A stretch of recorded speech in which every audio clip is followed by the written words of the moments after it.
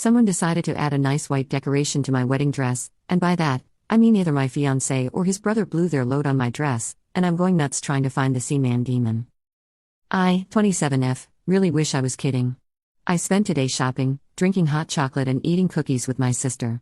I wouldn't have believed anyone if they'd said this happened, so I won't be surprised if nobody believes me. It's stupid and it's disgusting and I'm still in shock. So today I went out to do some Christmas shopping with my sister, 18F. I live with my fiancé, 26M, I'll call him James, so he was at home for the day. He works in healthcare, so he works 12 hours a day for 4 days, then gets 4 days off, then 12 hours at night for 4 days, and so on. Today was one of his days off, so his brother, 21M, I'll call him Dan, visited and they spent the day together. They don't usually spend time together. James is into computers and gaming, whereas Dan cares more about football than anything else. Not saying that to be derogatory, I get it, F1 is my life. They're just really different people and have never been close, which is why it was really nice for them to spend time together today while I was out with my sister. I got home at about 8 p.m. after having dinner with my sister and getting all of our Christmas shopping done. My Uncle Ray is a tailor, so he's been adjusting my dress, and he sent it back to me while I was out. James and I aren't really the traditional type, so he was at home to accept the dress from Ray and check it was okay. I really thought everything was fine, because James texted me when Ray visited, and he sent me a picture of it. We were both really excited. When I got home, however, Dan had left and James was slightly tipsy, which is totally fine. He rarely drinks, and he rarely sees his brother. James told me that the dress was beautiful and he couldn't wait to see me in it. I decided to try it on to check that it was fitted properly. I unzipped the bag, looked at it, and found a weird mark on the chest piece. The top part is a corset-style thing, and there's a crusty stain across it. I've seen my fair share of male sticky white stuff. I know what it is. I don't know whose it was. I'm not sure if I even care. I'm just disgusted. I don't want to touch it. I'm so humiliated that I don't want to tell anyone about it. I don't even know how to bring this up to James. I doubt it was him, which makes it worse because he doesn't have that close of a relationship with his brother, and that's the only other person it could have been. Unless other men were in our house. I can't go ruining my relationship with my in-laws before they're even in-laws. Dan is the golden child. He plays football for their hometown's team. He's my fiancé's little brother. But I also can't afford a new dress. I found this one in a sale. What the hell do I do? Update 1. Okay, so it's been a hell of a few days. I genuinely did not expect this kind of response to my post. I'm so grateful for everyone who gave advice. I'm currently a bit drunk, and very angry, absolutely fudging fuming. If I'm allowed to swear here, so's. I'm usually a really calm person, but today that calm person has gone on a dang holiday. Hopefully to a nice beach in Sydney. I've always wanted to go there. I used some of your responses to write a script that I could read to James. By that, I mean I wrote it, tried to memorize it, and completely forgot most of it. But I got the gist out, and there are a few things I wanted to let you all know that I addressed, both in the conversation and on my own. I also wanted to thank everyone who gave me advice on what to say to the guy I'm about to marry. It really helped me keep my cool. I was ready to take scissors to that dress and send it off for DNA testing.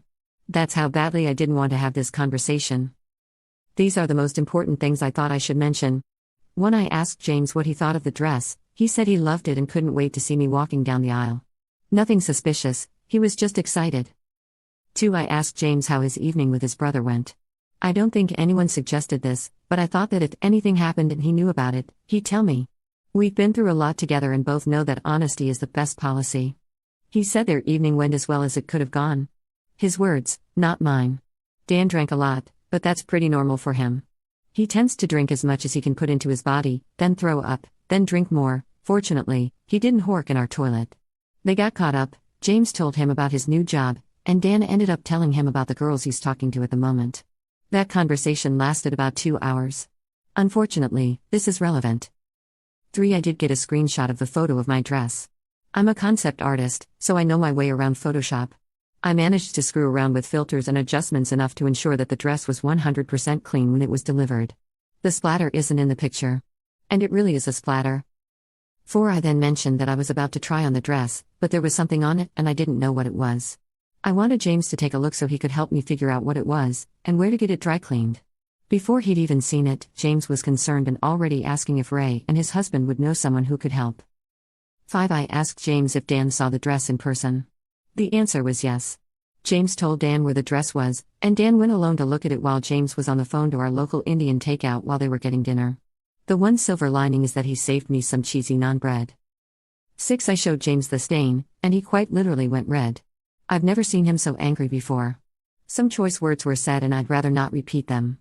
He spilled a lot about what Dan has been like in the past, and that info is also something I probably won't share unless it becomes extremely relevant.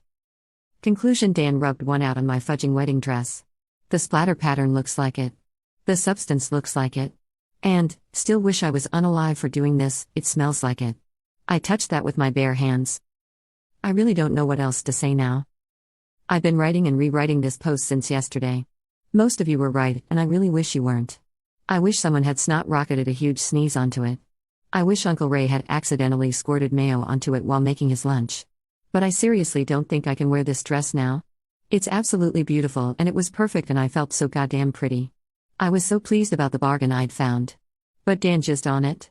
A whole conversation happened between me and James that I'm too exhausted to remember and repeat, so I'll sum it up. He's furious and I'm furious. I don't even know if a wedding is happening anymore. Basically, James told me that the way Dan spoke about the women he'd been chatting to was abhorrent. There are 4 of them at the moment, and he's leading them all on because he wants to get laid.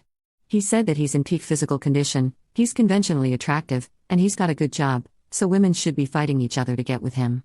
He feels entitled to the affection of attractive women, including me. I feel like I'm going to hurl just typing that. I met this idiot when he was 14. I won't lie, Dan's in great shape. He has defined abs and trains every single day without fail. But that kind of body and that kind of lifestyle just isn't what I'm attracted to. I'd rather eat good food and play video games, if I'm honest. Apparently Dan is incredibly jealous that James managed to date someone like Callie, me, lol. I've always had a grossly effective metabolism. I don't work out, but I eat pretty healthily and go on a lot of walks. My parents live in a small village, so I go on walks with them so I can take pretty pictures and eat cheesy chips and a brownie from the little cafe at the end of the walk. Lamau. They make good brownies and the cheese on the chips is proper cheese, not plastic cheese. Meanwhile, James doesn't put effort into his physique, yet he managed to date me, who clearly puts so much effort into being beautiful. I don't. I don't wear makeup and I don't dress up. I haven't worn foundation since before the pandemic. James is in shape, mostly because he rides a motorcycle and that surprisingly requires a lot of thigh muscle.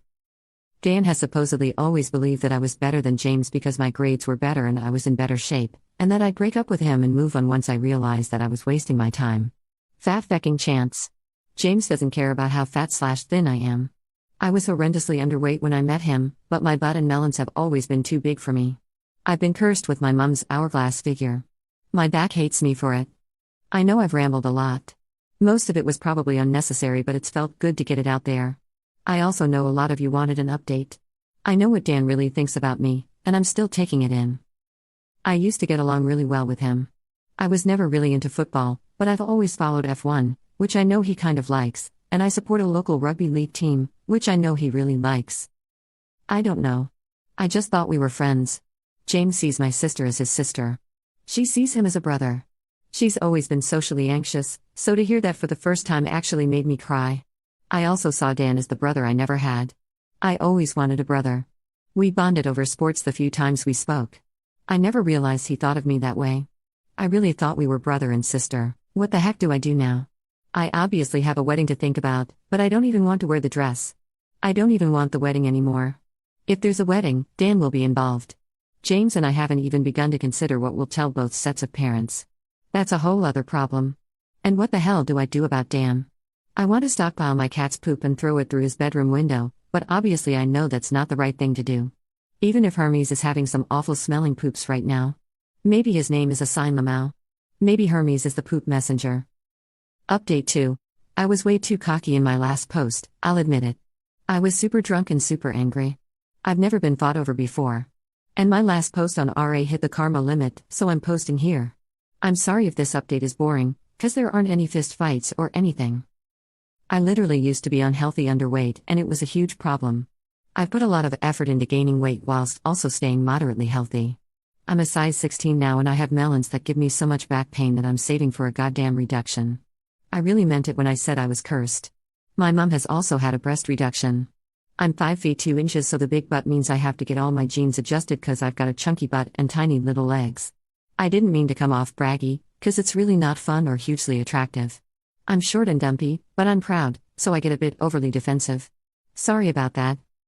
Long story short, the wedding is off. James and I are taking our closest family members and friends to a local town hall. We're getting married low-key, just the way we wanted, and we're having a huge party a few weeks later for everyone who wants to celebrate. My sister and Mill are making me a new dress for the ceremony and the party. It's gonna be less traditional. I'm gonna wear a cape and a flower crown instead of a veil, and it isn't happening in a church anymore. Also, my sister got engaged. Thankfully nothing happened to my veil because it was my mother's, but I'm giving it to her regardless.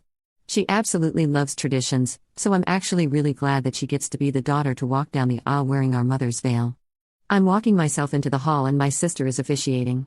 I live in a small village where everyone knows everyone, so we have permission to take half an hour to do things how we want in the venue. It's definitely better this way. My sister is a seamstress, so she's making me a beautiful cape and she's helping Mill with my dress. I've seen the concept sketches and I'm so excited. It's everything I loved about my previous dress and more.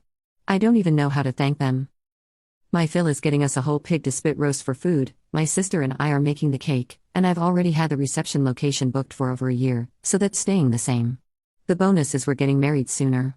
We hadn't paid for anything but the reception location, the bridesmaid dresses, and the flowers. The location was pretty expensive. It's where his parents got married, so our parents split the cost between them so we could have that location.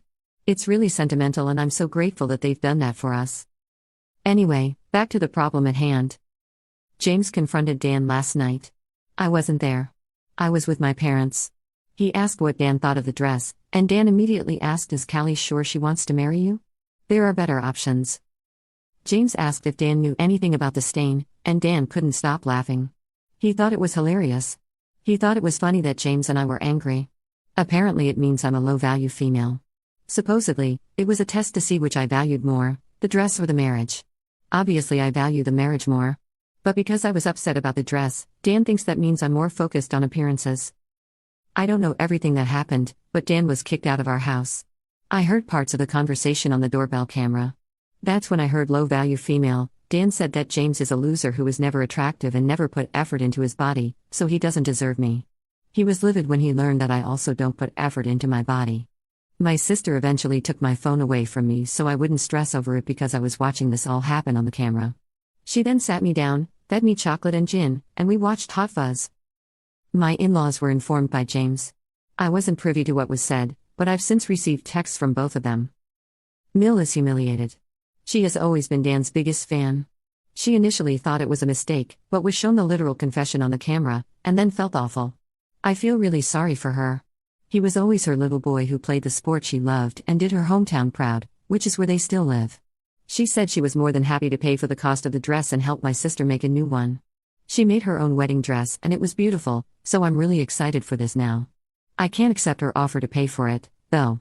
As sore as I am about the price, it wasn't her fault.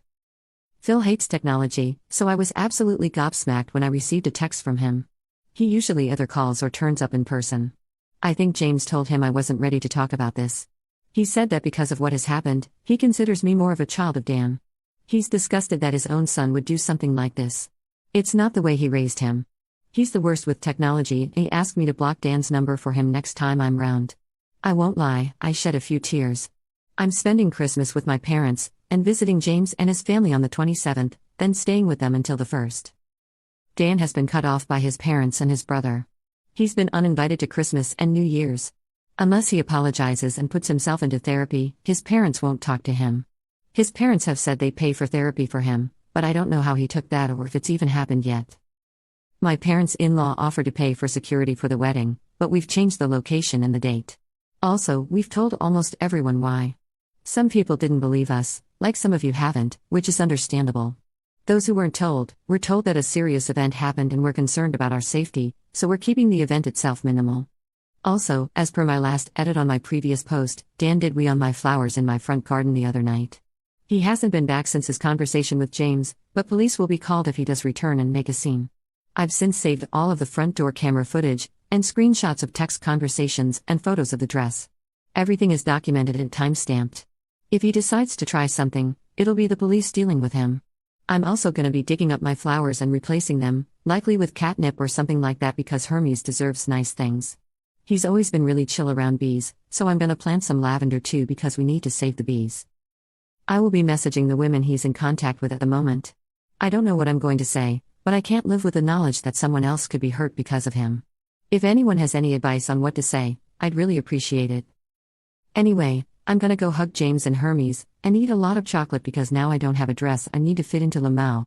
I hope you're all having a wonderful Christmas. Lots of love, Callie, James and Hermes, who is still covered in glitter.